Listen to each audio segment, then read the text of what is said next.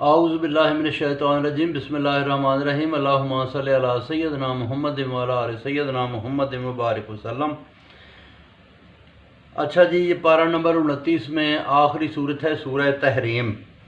تو اللہ تعالیٰ نے اس میں فرمایا کہ اے نبی، تجھے کیا ضرورت ہے کہ تو حلال کو حرام کرے جسے اللہ نے حلال کہا۔ جو عورتوں کی رضامندی چاہے تو اللہ تعالیٰ بخشنے والا مہربان ہے، یعنی کہ اگر طلاق ہو بھی جائے اور دوبارہ کو رضامندی چاہے تو وہ طریقہ کار کے مطابق دوبارہ عورت سے رجوع کر لے۔ قسموں کا کھولنا بھی مولا نے بتایا، سب جاننے والے نے، حکمت والے نے۔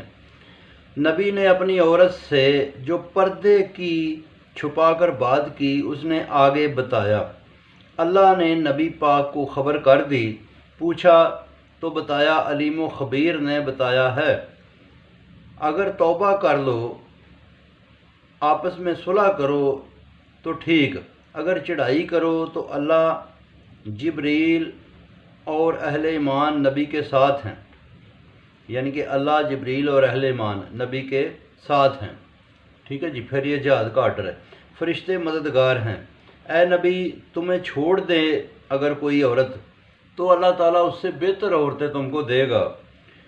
نمازی عورت، توبہ والی، عابد عورت، روزے دار، بیائیاں اور کنواریاں بہت مل جائیں گی۔ اہل ایمان خود کو اور اہل و عیال کو دوزخ سے بچاؤ جس کا ایندھن انسان اور پتھر ہیں۔ تند خو فرشتے ادھر مقرر ہیں، وہ بے حکمی نہیں کرتے، نہ بہانہ چلے گا نہ نجات ملے گی۔ اہل ایمان سچی توبہ کرو کہ تم کو جنت ملے اور تم ضلالت سے بچ جاؤ۔ نور آگے اور پیچھے ہوگا، قادر سے دعا کریں گے پوری روشنی کی۔ اے نبی، کفار اور منافقین سے سخت جہاد کرو، دوزخ میں پہنچاؤ ان کو۔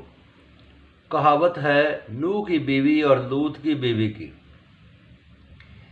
یعنی کہ وہ جو ہے نا، یہ دونوں عورتیں اللہ تعالیٰ نے ان کو دوزخی کہا۔ منافقت رکھیں تو دوزخ ملے گی اور خامند بھی مدد نہ کر سکے گا، یعنی کہ فرعون کی بیوی کی مثال ہے۔ فرعون کی بیوی نیک تھی، جنتی بیوی تھی، اللہ سے دعا کی کہ میرا جنت میں گھر بنا، فرعون سے نجات دے، ظالموں سے بچا۔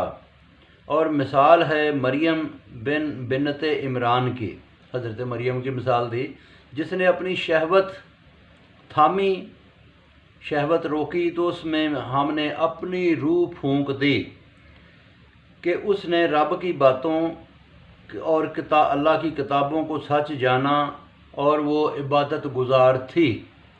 تو بہت شکریہ جی، آگے انشاءاللہ پارہ نمبر 29 شروع کریں گے۔ یہ سورہ تحریم جاری ہے۔